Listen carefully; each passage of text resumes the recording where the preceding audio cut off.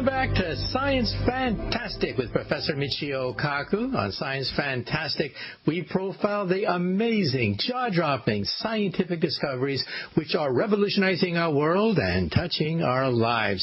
And this hour is your hour. So let's move right on to the first listener phone call. Hello, I have a question about all the satellites that no longer work, and we're trying to figure out a way to get rid of them. I hear things about grappling hooks and nets and things. My question was about magnets. Couldn't we launch a good-sized magnet satellite out there to collect all the little broken satellites, and eventually it will become heavier and heavier, pulling it towards the Earth's atmosphere in order to burn up? The weight will actually pull it towards the atmosphere as it collects the satellites. Just a random question from an average Joe. Thanks. My name is Tim, and I'm from Buffalo. Thank you. Well, Tim, you ask a very embarrassing question because we humans have littered outer space with our junk. You realize that there are thousands, literally thousands of pieces of space junk orbiting the planet Earth, whizzing around the Earth at 18,000 miles per hour, created by all the missiles that we have launched into space. Every time we send something into space, we put up booster rockets, screws, screwdrivers, gloves, all sorts of nonsense is shot into outer space every time we send our astronauts up to the International Space Station. In fact, NORAD and our military tracks these things. We have a special computer program that is specifically designed to keep track of all these space debris. Now, what do we do with all this space junk? Well, the short answer is we don't know. At the present time, there are no active experiments being done to get rid of the space junk. However, that hasn't stopped people from trying to field some ideas. Now, your idea of magnetism sounds attractive, but there are problems, practical problems, because first of all, magnetism does not extend very far. And we're talking about objects whizzing around the Earth at 18,000 miles per hour that may be separated by hundreds of miles, over which magnetism simply will not work. Second of all, electromagnets require lots of electrical energy, and energy is at a premium in outer space, and that's yet another reason to believe that magnets simply won't cut it. So magnets are simply too weak. They're not long range, and they simply don't have the ability to snag all the junk that's out there, all the way from paint flecks to screws to gloves, all the way to booster rocket parts. Now, one idea that I found going through the internet, a proposal that would use a net. It would have retro rockets that would allow them to maneuver between pieces of junk. It would then snag the junk with a net and then go to the next piece of junk.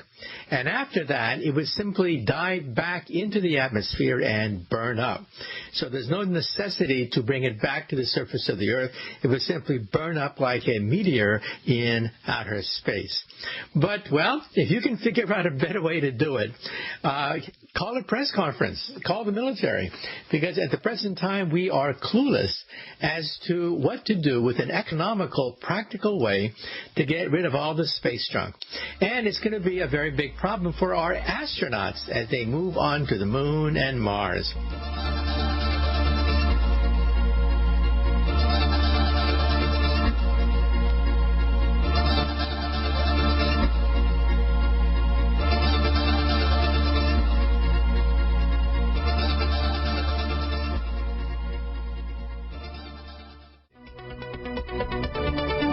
Welcome back to Science Fantastic with Professor Michio Kaku. In this hour, yes, we're going to take your listener phone calls.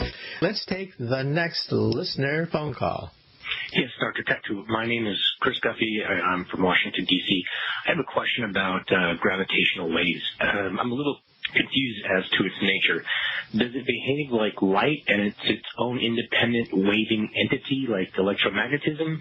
Or is it like a water wave where what is waving is actually a substance or a medium, and that substance medium being space-time?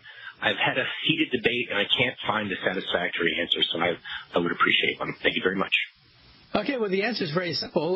First of all, let me say that 3 colleagues of mine won the Nobel Prize in Physics for the discovery of these gravity waves emanating from colliding black holes in outer space.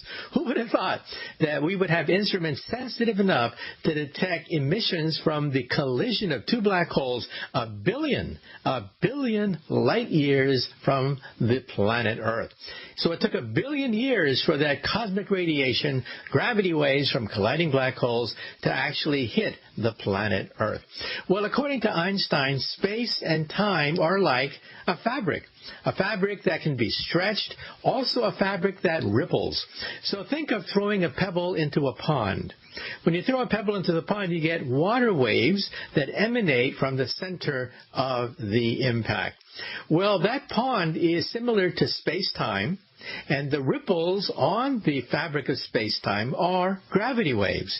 And how fast do they move? At the speed of light. And so these gravity waves are different from light waves. And this will initiate a whole new era of telescopes. Realize that the first set of telescopes used light going all the way back to Galileo 400 years ago.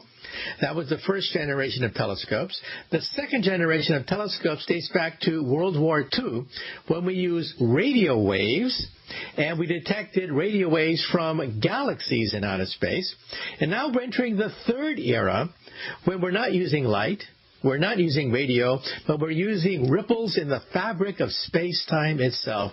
Gravity waves that were predicted by Albert Einstein in 1916. Think about that. About 100 years ago, Einstein predicted that if space and time were like a fabric, ripples on that fabric should travel at the speed of light. But he thought that these ripples are so faint they would not be discovered in his lifetime. And he was right. It took 100 years since his prediction to actually find these things. Next, we're going to go into outer space and have gravity wave detectors in outer space detecting radiation from the instant of creation itself. We're now talking about baby pictures, getting baby pictures of the instant of creation when the infant universe emerges from the womb. And many people think that gravity waves will give us a snapshot of the infant universe with an umbilical cord. An umbilical cord connecting our baby universe to a parent universe in a multiverse of universes. Well, that, of course, is still beyond our capability. But the next step with gravity waves is to put detectors in outer space to get photographs of the infant universe as it was created. Okay, let's move right along now to the next listener phone call. Hello, my name is Adam. I'm from Manhattan, and my question is, do you see human civilization within the next, let's say, 50 years becoming completely self-sustainable, or a type 1 civilization? Thank you. Well, let's break down the terminology. First of all, when we physicists analyze intelligent life in outer space, we don't look for little green men. We rank them numerically by energy. A type 1 civilization has harnessed the energy of an entire planet. They are a planetary civilization, somewhat similar to what you see in Flash Gordon or Buck Rogers. They control the weather. They would control earthquakes and volcanoes. Anything terrestrial, they would control. Type 2 is stellar. They control the entire energy output of a star, and they would, for example, perhaps even envelop their entire star with a sphere called a Dyson sphere to extract energy from their sun. They play with stars. An example of a Type 2 civilization would be Star Trek. The Federation of Planets would be a typical Type 2 civilization. Then there's Type 3, galactic. They roam the galactic space lanes, zipping from one star system effortlessly across the galaxy itself. And that's somewhat similar to what you find in Star Wars, where you have a galactic civilization. Now, what are we on this cosmic scale? Do we play with the weather? Can we juggle stars? Can we roam the galactic space lanes? No, we are type 0. We get our energy from dead plants, oil and coal. And I would suspect that in 100 years, about 100 years, we will become a type 1 civilization, truly planetary. Not 50 years, but perhaps in 100 years. And you see the beginnings of it right now. For example, what is the Internet? The Internet is the emergence of the first type 1 planetary telephone system. Think about it. The Internet is a type 1 technology, truly planetary. And you can see remnants of this in culture as well. For example, what is soccer? What is the Olympics? The beginning of a type 1 sports.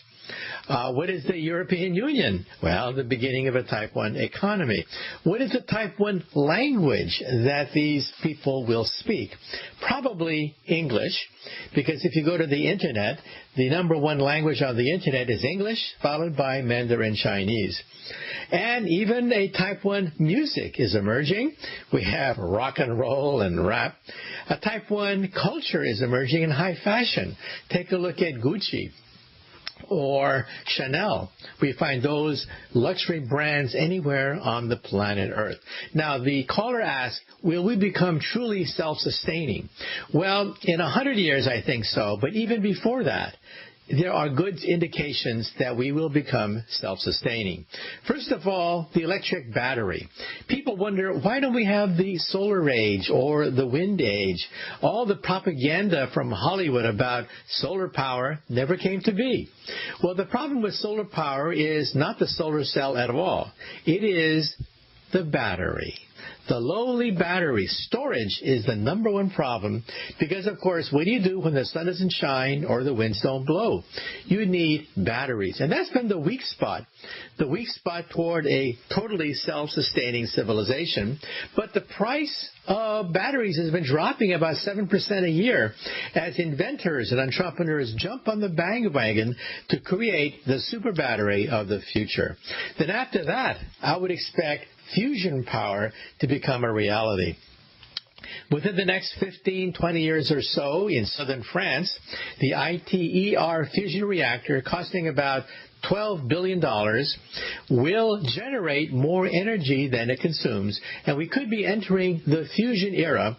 Fusion is the power of the sun. Literally the power of the sun on the planet Earth. And so I think we will become self-sustaining, not anytime soon, but within the next decade or so, solar and wind are going to be playing catch-up to fossil fuels, and beyond that, we could be entering the fusion era. Okay, well, let's move right along now to the next listener phone call. Hi, my name is Tag Ryan. I'm from Omaha, Nebraska, and my question is, what sci-fi fantasy world is most technologically plausible? Thank you for your time. Well, you asked a tall question. First of all, I'm a science fiction fan. I cringe sometimes when I see movies where all the physics and the science is upside down, backwards, and unrecognizable. However, I love to watch the special effects. I would say that perhaps the most scientifically valid movie is, 2001. Because in that movie, we're talking about a civilization on the moon. You see, if you are a galactic civilization, it would take simply too long to explore the entire galaxy. The galaxy is about 100,000 light years across, so it would take 100,000 years traveling at the speed of light to go from one end to the other. That's simply too long. So what they would do is they would send robots, self-replicating robots that can have children, and they would land on the moon. Now, why a moon? Because the moon has no erosion, there's no rust, and as a consequence, any probe on a moon would stay there for millions, billions of years. And all it would do is make a copy itself. Not one copy, but maybe 1,000 copies of itself that then shoot out and explore the next solar system. So starting with one probe, you get 1,000. From 1,000 probes, you get 1,000,000, then 1,000,000,000, 1,000,000,000,000, a quintillion, and before you know it, in just a few generations, you have trillions of these probes expanding in a sphere near the speed of light. Now, you may say to yourself, well, this is too fantastic. I mean, how's that possible? Well, in some sense, it happens in your body practically every day. When a virus lands on your cell, it hijacks the reproductive mechanism of your cell, creating scores of other viruses, which then go out and colonize other cells. So starting with one cell, you get a few hundred, then a few thousand, a few million, a few billion, and within about 2 weeks, you're sneezing. Think about that. One molecule makes you sneeze in 2 weeks. And so that's the power of an exponential growth, and that's the basis of the movie 2001. Now remember in the movie that there was a probe left on the moon, and its duty was to interfere with human evolution and then to send a signal back to the home planet, announcing the fact that we humans have finally arrived, that we are capable of space travel. So I think that's perhaps one of the most authentic encounters with a civilization in outer space. Well, let's move right on to the next listener phone call. Dr. Kaku, do you believe in any of the ancient alien theories, and what do you think of the new video that surfaced this week showing the two fighter pilots, I believe, looking at that object that was just released by the government? My name is Andres, and I am calling from Seattle, Washington. Thank you. Okay, well, first of all, the History Channel has a series called Ancient Aliens. I've been on Ancient Aliens a few times. And we scientists analyzing these hieroglyphics and these pictures of what looks like alien creatures visiting our ancestors, we say that, well, A, we have to be open to the possibility that they really are visitations from ancient aliens, but B, ultimately we want proof. That is, we want things that are testable, falsifiable, and reproducible. So in other words, when you see an ancient figure that seems to be wearing a headdress that looks like a helmet, and it seems as if they have a spacesuit, well, it could also be simply a ceremonial gown worn by the king to commemorate a victory over an enemy. And so it's not definitive proof. So again, A, we have to be open to all sorts of crazy ideas, because who knows, some of these crazy ideas may be correct. But B, ultimately, we want to have proof. We want to have more than simply hearsay and drawings. Now, some scientists say that why not look for the leftover garbage from ancient aliens? That is, if the aliens created a base, let's say in Latin America, there should be wire. There should be garbage, Coke bottles left over from these aliens, tools, all sorts of stuff that they discarded, because we do the same thing. When we went to the moon, we left our garbage on the moon. And so if these aliens land on the Earth, we should be able to find evidence of that. However, so far, no one has ever picked up an alien screwdriver or an alien piece of garbage from one of these sites. But like I said, we keep an open mind. Now, you also mentioned the fact that up till 2012, the United States Air Force did, in fact, record all sorts of strange phenomenon, 95% of which can be dismissed as natural phenomenon, but the last 5%, as I mentioned, well, they make your skin crawl. They seem to indicate that there is a technology out there far more advanced than what we're accustomed to seeing. What is it? Well, my own personal point of view is maybe, just maybe, these are hypersonic drones being tested by the military in Area 51. That would explain why the fact that they can zigzag without crushing the pilots inside, that they can zoom at hypersonic velocities faster than the supersonic velocities of our pilots, and they are drones.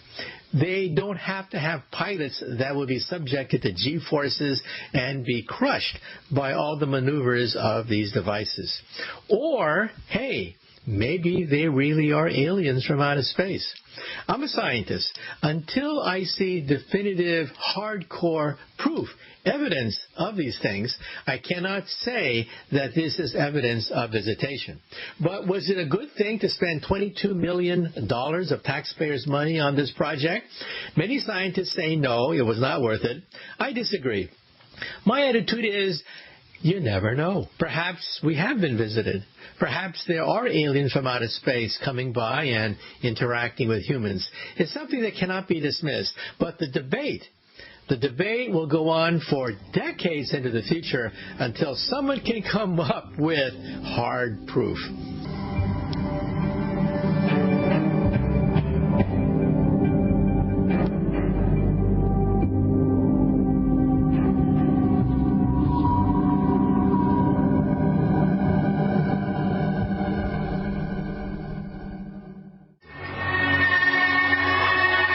Welcome back to Science Fantastic with Professor Michio Kaku. In this hour, we're going to take your listener phone calls. Okay, well, moving right along, let's take the next listener phone call. Hello, this is G. Paul Hudak calling from Tempe, Arizona. I have two questions, actually, that I'd love to ask. One, is it even scientifically possible to detect distant magnetic fields around exoplanets 100 or 1,000 light years away? And two, do you think that planet Earth would be habitable were it not for the existence of the moon? And actually, now that I bring it up, I'm wondering about your stance on whether or not Earth and Moon are a twin planet system, whether or not we're sort of a dual planet system. Thanks so much. Enjoy your work, and look forward to seeing you again soon. Well, you asked some very interesting questions. First of all, yes, the Earth has a magnetic field, and it's very important because that magnetic field shields us against the solar wind.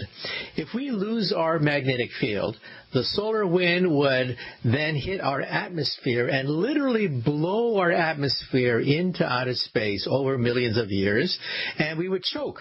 We would lose our atmosphere, like what happened to Mars. Mars is a frozen desert. It's desolate, but why? It's because it has no magnetic field to speak of. As a consequence, the solar wind hits Mars and blows whatever atmosphere it has into outer space. And that's why the atmospheric density of Mars is 1%, just 1% that of the Earth. Now you ask another question, what about planets orbiting other stars, extrasolar planets? Believe it or not, we have now observed 4,000, count them, 4,000 planets orbiting other star systems in our Milky Way galaxy. But can we detect their magnetic field? And the short answer is no.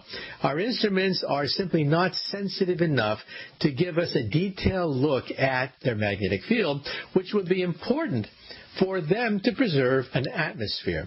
So what we do instead is we're trying to use spectroscopes in order to tell whether or not there's traces of water and oxygen on these planets.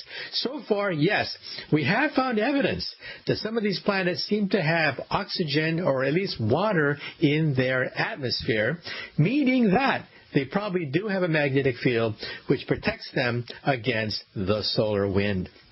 Also about the moon, you realize that yes, without the moon, the Earth would wobble and eventually flip over, making life impossible. We are blessed with a large moon. The fact that the moon is large means that it stabilizes the Earth's orbit. Realize that we have Newton's laws of motion so accurate that we can actually fast forward the solar system millions and millions of years into the future. And when we do that, we find out that the slightest little perturbation, the slightest wobbling of the Earth is magnified over time until the Earth flips over, which would be horrific for Earthlings. So thank God we have a large moon that stabilizes the Earth. Okay, let's move right along now to the next listener phone call. Hi, this is Kyle Newman. I live down in Houston, Texas. And I guess my question would be, at what point or what technology or method would we either in the future or currently possess could be used to test for evidence of God or the lack thereof God? And, if it doesn't exist, like in the future, would there be something hypothetical that you could probably imagine that we could use? And what evidence would be able to satisfy the question of God existing or not? And how would we go about getting that evidence? Well, you ask an interesting question. Actually, I was in Mexico City a few years ago. I was moderating a debate. On one side of the debate, we had Catholic theologians that certainly believe in the existence of God. On the other half, we had atheists, scientists who were also atheists saying, bah, humbug, there's no such thing as God. And there they were, two sides of this debate. And I was in the middle. And, of course, at the end of the debate, they asked me what my position was on the existence of God. Can God's existence be measured? And my answer was very simple, that the existence or non-existence of God is not provable. That is, science is based on things that are testable, falsifiable, and reproducible, and there is no experiment. There is no experiment that allows you to definitively say one way or the other whether there is a God. In other words, 1,000 years from now, we're going to have the same debate. Perhaps 1,000 years from now in Mexico City, another debate will be organized, and we're going to be debating the same question because it is untestable.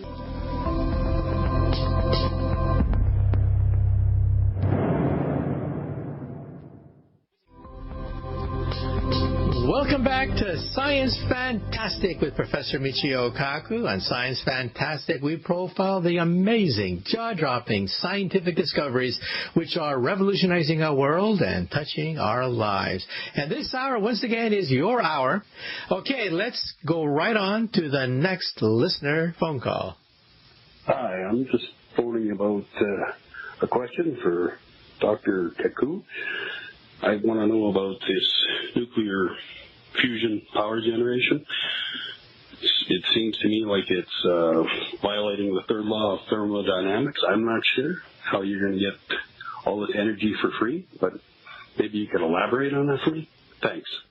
Well, first of all, you're absolutely right that there are laws of thermodynamics. The first law of thermodynamics says that matter and energy cannot be created out of nothing. You cannot get something for nothing. However, energy can change from one form to another, and according to Einstein, energy can turn into matter, and matter into energy. Now, that, of course, violates common sense, because energy is like light. And matter is like a rock. So how can a rock turn into light? Seems to be impossible, right? But think of the rock as uranium or plutonium. And think of the light as a nuclear bomb. And then you realize, oh my God, there is a relationship between E, energy, and M, matter, and that relationship is E equals mc squared. And so E equals mc squared shows you that matter can turn into light, and light can turn into matter under a situation called a bomb. Now, what we want to do is on the Earth, release the energy locked in matter without blowing ourselves up. And that's called a fusion reactor. The French and the Europeans are investing about $12 billion creating a fusion reactor in southern France called the ITER. You basically take hydrogen gas and squeeze it and heat it up to tens of millions of degrees until the hydrogen nuclei collide with each other and fuse to create helium. Now, normally that takes place in the sun, where gravity compresses hydrogen, releasing helium gas and energy, and that's why the sun shines. The sun shines because E and M are related by E equals mc squared. Now, we want to do that on the Earth using magnetism to squeeze hydrogen gas slowly so we don't blow ourselves up, releasing the power of fusion right in our backyards. Now, let's be blunt about this. Fusion is still unattainable. However, the best shot we have is the fusion reactor in southern France, the ITER fusion reactor. However, there are other entrepreneurs who claim that maybe, just maybe, they can also create an end run around the French and harness fusion power. Once we do that, it could initiate a new industrial revolution. Think about that. Energy from seawater, because seawater contains hydrogen gas. That would solve the energy crisis right then and there. And so taking a look at the long term, I think that over the decades now, not anytime soon, but over the decades, this could give us a final solution to the energy crisis, using seawater to energize fusion reactors to have a piece of the sun on the planet Earth. Let's move right along now to the next listener phone call. Ricky Smith, if you take two like poles of a magnet and press them together, will they produce heat? Well, the short answer is no. Mechanical energy cannot be turned into electromagnetic energy very quickly. However, there is a way to turn mechanical motion into energy and vice versa using magnets. And you do this with your bicycle lamp. Think of the bicycle lamp that's hooked onto your bicycle. The spinning of the wheel spins a magnet. The magnet, in turn, creates a magnetic field which pushes the electron inside a wire. And by pushing the electrons in a wire, you get a current. Bingo! You get a bicycle lamp. This is also the basic principle behind a hydroelectric dam. Think of a dam. The water goes over a cliff, but in the process, it also spins a wheel. The wheel then spins, and the wheel is connected to a magnet. As the magnet spins, it pushes the electrons in a wire, and bingo, that electricity goes to your living room, to your hairdryer, to your electric oven, and that's called the electric revolution. And so changing magnetic fields can turn into electric fields. Changing electric fields can turn into magnetic fields, giving us energy as a consequence. That's why we have hydroelectric dams. That's why we have bicycle lamps, and that's what lights up our cities. Even a nuclear power plant, for example, is nothing but a way to boil water. Boiling water is then pushed against a blade of a turbine. The turbine then spins a magnetic field.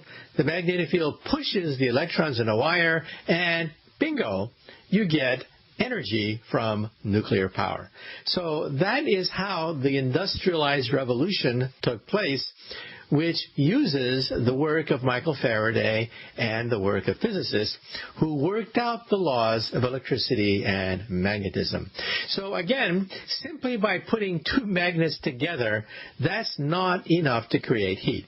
You have to spin the magnet so that it pushes against electrons in a wire, and then you can light up a city.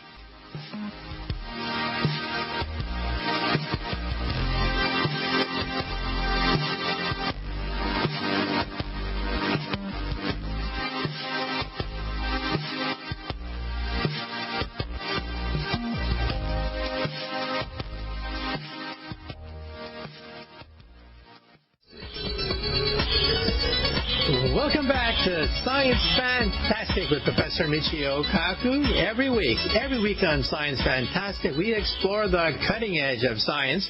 And in this hour, once again, we're going to take your listener phone calls. Okay, well, let's move right along now and take the next listener phone call.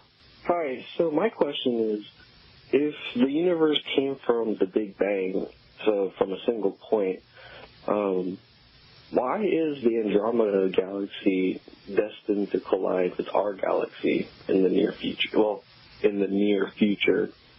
That's it. My name's Andrew, and I'm from Memphis, Tennessee. Well, you're absolutely right. First of all, using the laws of physics, we can actually calculate the fate of not just the galaxy in Andromeda, but the fate of the Earth and the fate of the Sun. For example, philosophers ask the question, will the Earth end in fire or ice? We can actually answer these questions. For the Earth, the answer is fire. The Earth will be consumed by the Sun about 5 billion years into the future when the Sun expands and eats up the Earth. The Sun, will the Sun die in fire or ice? The Sun will die in ice. It will use up its nuclear fuel, get cold, and die as a piece of nuclear waste drifting in outer space. And then the next question is, what about the Milky Way galaxy? That's the question you ask, because we are on a collision course with our nearest neighbor, the Andromeda galaxy, and it's not going to be pretty at all. Computer simulations show that as the Milky Way approaches Andromeda, gravity will rip the arms right off our galaxy, stripping it of its arms. And of course, we on the Earth live in one of the arms of the Milky Way galaxy. And then the two black holes at the center of Andromeda and the center of the Milky Way go into a death dance. They orbit around each other into a death dance until billions of years later they collide into a titanic explosion. And after that explosion, we get a gigantic elliptical galaxy. And when will this take place? Well, on the order of 5 to 10 billion years from now. And then you may say to yourself, now wait a minute, something's wrong, because the universe is expanding. That's the basis of the Big Bang Theory. Therefore, if the universe is expanding, how can we possibly collide with a nearby galaxy? And the answer is very simple. On average, we see that all the galaxies are moving away from each other. But when two galaxies are quite close, the gravitational field is enough to reverse the overall average expansion of the universe. So in other words, on average, the universe is expanding, galaxies are moving away from each other, but there are fluctuations. And if two galaxies are close enough, gravity takes over and the two galaxies will collide. And if you go to the internet, you can see gorgeous photographs. We have photographs of galaxies colliding with other galaxies. And like I said, it's not going to be pretty. When two galaxies collide, they literally tear each other apart. And we have computer simulations of the death throes of galaxies as they approach each other, spin around each other, and rip each other apart. Not a pretty sight, but it is an incredible sight that we have photographed in outer space. Okay, let's move right along to the next listener phone call. Hi, my name is Emil Murad from Montreal, Canada, and I have a question regarding augmented reality. And do you see the potential, first of all, are you aware of any current experiments that have been done for augmented reality regarding the therapeutic potential of handling the psychological problems of human life? How can augmented reality perhaps address that? And as well as the potential dangers of that. For example, if you were to create a simulated environment with augmented reality, would man have the wisdom to be able to handle this properly and to digest this experience in a way that's responsible and mature? So I would really appreciate to hear a little bit more about the therapeutic potential of augmented reality and as well of its dangers. Thank you. Well, you asked a question that actually we physicists are addressing at the present time when virtual reality and augmented reality become so realistic that some people may actually prefer to live in cyberspace rather than face the slings and arrows of ordinary life. First of all, let's get some definitions off the ground. Virtual reality is when children put on goggles and they see a cartoon in their goggles, and they think they're flying like Superman in outer space or walking on the moon. That's called virtual reality. Augmented reality is a little bit different. That's when you see a modification of reality as it really is, but annotated and explained. For example, in a car, it's possible to put on goggles so that when you see outside a car, the goggles identifies the different things you're looking at. You never get lost because your goggles will always tell you what you're looking at, give a background, and if you see a friend, it'll give you the biography of your friend right next to his image. If he speaks Chinese to you, your goggles will translate Chinese into English. Now, some of augmented reality is available today. For example, on your cell phone, you can take a picture of your living room and then add furniture to it without having to move anything. Add dressers and bedrooms. Change the color of these furnitures. Change the style by simply pushing a button on your cell phone. So already it's possible to use augmented reality. Also, when you go shopping, it's possible to photograph all the things in the store and then identify how much they cost, identify what the profit margin is, identify what people are saying about all these products. And so this is available today. So basically is reality as it exists annotated, giving you information about what you're looking at. If you're a tourist, for example, walking through the streets of Rome, there's really nothing left of the Roman Empire anymore. But in the future, in your contact lens, you'll be able to resurrect the entire Roman Empire as you walk through the streets of Rome in your contact lens because of augmented reality. Now, you asked a question about the therapeutic value. It's possible that some psychiatrists and psychologists have said that we may be able to create alternate realities that are so lifelike that it may allay the anxieties of people who are depressed. And there's good and bad aspects of this. The good aspect is that people will be able to train themselves to deal with stressful situations in real life. They'll be able to practice, in some sense, stressful situations in augmented reality before having to confront the real thing.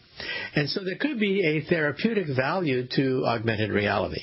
However, other people have looked at the dark side of augmented reality. Because what happens if you prefer to live in virtual or augmented reality and not come out? Take a look at drugs. It's estimated that on the order of 5% of the human race could become permanently addicted to drugs if drugs were totally legalized and subsidized, let's say, by the government. Some people may prefer to live in augmented reality, and that would be a tremendous negative for society. In fact, some physicists have speculated that in outer space, when we encounter advanced civilizations in space, perhaps some of them become parasitic. They spend all their time in augmented reality rather than face the hardships and the suffering of real reality.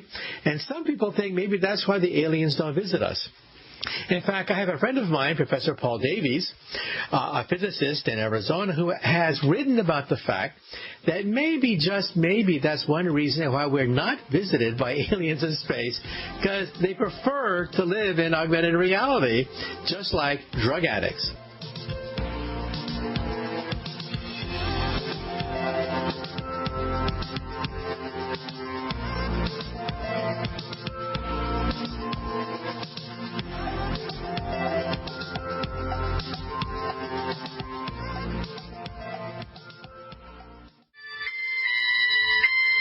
Welcome back to Science Fantastic with Professor Michio Kaku. This is the time when you can get to the phones and give us a call at 612-564-8135 and ask that question that you've always wanted to ask but never had the opportunity. Okay, let's move right on to the next listener phone call. This is Tom from Huntsville, Alabama. My question to you is, will we ever be able to prove the existence of other worlds and other life with our limited energy capabilities and space travel capabilities? Thank you. Well, the short answer is yes. The Kepler satellite and also astronomers on the Earth have identified about 4,000 planets going around other stars. Now, to be fair, most of these extrasolar planets are Jupiter-sized, and we don't think that they have life as we know it on a planet the size of Jupiter.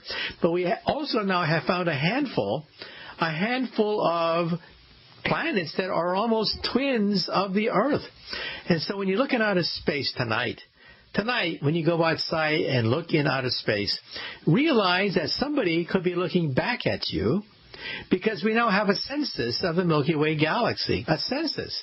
On average, it turns out that every star you see at night has a planet going around it. I repeat, every single star you see at night, on average, has a planet going around it, most of them Jupiter-sized. However, about 20% of these planets have Earth-like planets going around them. Now, do the math. You find that there are over a billion Earth-like planets in our own backyard. And that means that the probability of life existing in the Milky Way galaxy is enormous. Now, how do we prove the existence of life on these planets? Well, one way is to listen in on signals. And we have on Science Fantastic interviewed astronomers who listen and eavesdrop on radio conversations between these planets. So far, they've picked up nothing, but they're trying. The other possibility is look for evidence of life. For example, oxygen, water. If we find evidence of oxygen and water on these distant planets, that'll take us very close to proving that microbial life could exist. And then, beyond microbial life, intelligent life, who knows?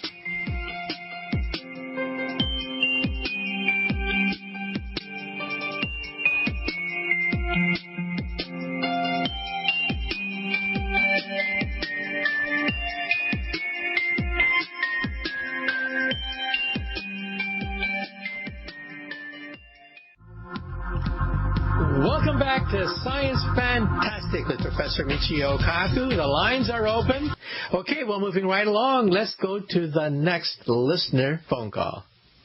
Hello, my name is Tori Weston from Indianapolis, Indiana, and I was wondering, in quantum thermodynamics, why do antiprotons and protons, when they collide at low energies, decay into something that's not three neutral pions, and instead is a combination of a negative pion, a positive pion, a negative pion, a positive pion, and a neutral pion, which should decay into 6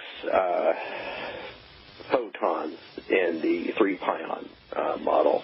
But in that model, it turns into positive and negative muons, and then and then muon neutrinos and non-negative, and anti-muon neutrinos, In any case, I was just wondering why it does that. Okay, well, you asked a question that deals with what I do for a living.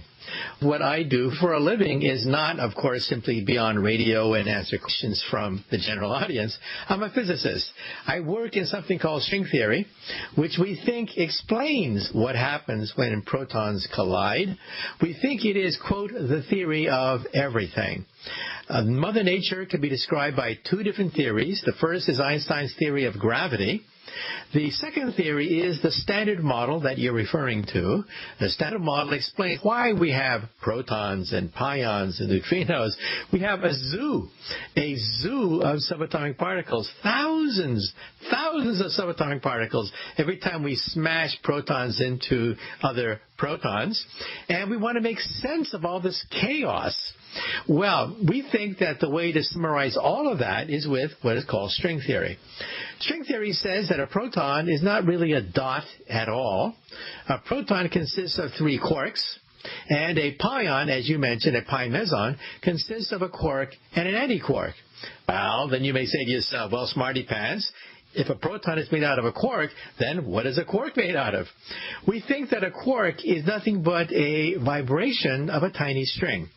When the string vibrates in one mode, it's called a quark. When they combine together, it's called a pion, or maybe even a proton. However, there are other vibrations. And so when that quark vibrates at a different frequency, it turns into another quark. In fact, it turns into thousands of other subatomic particles that you get by smashing protons. So in other words, this zoo of subatomic particles is nothing but musical notes on a tiny vibrating string. And so when I got my PhD from Berkeley years ago, I had to memorize the names of all these god darn subatomic particles, hundreds, thousands of them, to get my PhD. I would hope that in the future, when you get your PhD from the University of California at Berkeley, all you have to do is say string theory, and you will get your PhD. So what is physics? Physics is nothing but the harmonies that you can create on tiny vibrating strings. What is chemistry? Chemistry is the melodies you can play on these vibrating strings. And what is the universe?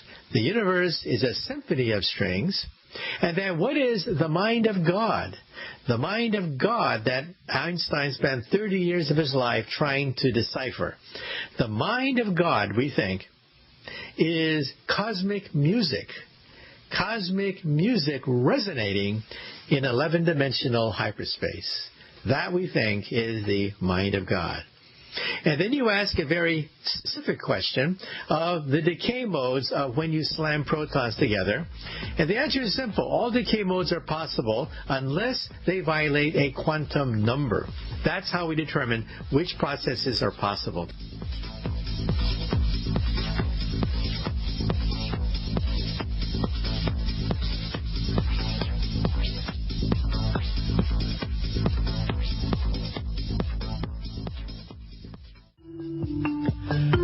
Welcome back to Science Fantastic with Professor Michio Kaku. The lines are open.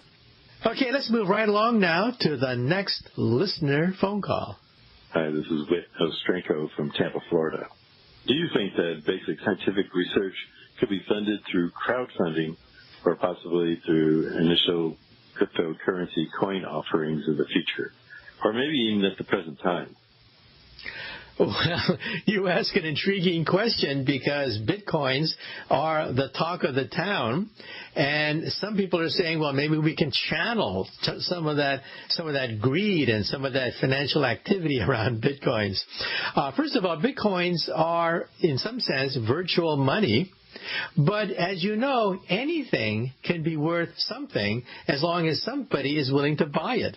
For example, take a look at a Coke bottle. How much is a Coke bottle worth? Well, maybe a nickel. However, if somebody is willing to put down $1 million to buy that particular Coke bottle, then how much is it worth? $1 million. And so you now realize that if I put virtual money on the market, and somebody is willing to pay real dollars to get that virtual money, that's what it's worth. And so now you realize that you don't really have to have coins and cash at all. You don't even have to have credit cards. You can have virtual money as long as somebody is willing to pay for it. Money out of nothing? Well, not quite, because of course things can fluctuate, and one day somebody may say, well, that Coke bottle is worth 5 cents, not $1 million, and then the price collapses. So initially, it was basically criminals, the underworld, hobbyists, speculators that jumped on the Bitcoin bandwagon because it's not monitored by national treasuries. It is, in some sense, the way to conceal funds that cannot be looked at carefully by tax collectors from different countries. That's what it initially started as. But eventually, national treasuries of real nations began to recognize it as a valid form of currency. And bingo, you had a stampede. All of a sudden, you had instant billionaires, literally instant billionaires, billionaires coined from nothing because somebody said that Bitcoin is worth $1 billion. Now, what do you do with it? Can you tax it? Is it possible to use some of that money for scientific good, for research? Well, in principle, but to tax it, you have to have a government. And that's exactly what Bitcoin does not want. It wants virtual money that is not taxed. And so can we actually tax it to create money for useful purposes? In principle, yes, but in practice, I don't think so.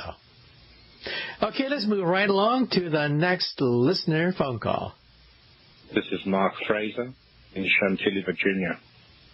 How did the Higgs field form after time equals zero? What were the fundamental forces of nature that caused the Higgs field to form part of the very fabric of space-time? Well, you ask a question that goes right to the heart of why are we here today? We had a big bang, of course, but then what was the match? What was the match that lit the fires which gave us this explosion, which gave us the universe? We think that the Higgs boson could have been part of that match. You see, the big Higgs boson was a sensational discovery a few years ago. It won the Nobel Prize, in fact, for two physicists. In fact, there's a book written by a colleague of mine called The God Particle, saying that this particle has something to do with God himself, because it is the spark which set off the Big Bang. Well, not so fast. First of all, to really understand what created the Big Bang, you have to have a theory not just of the Higgs boson, but a theory of all particles. And that, we think, is string theory. But the Higgs boson plays a role even in string theory.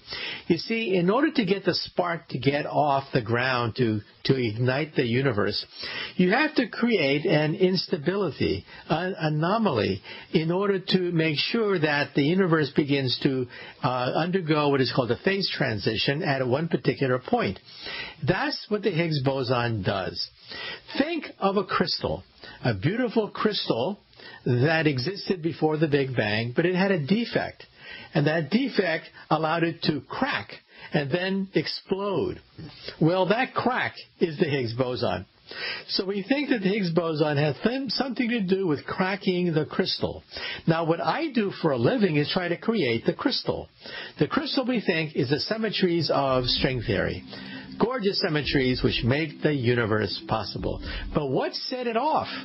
We don't know. That's where string theory comes in.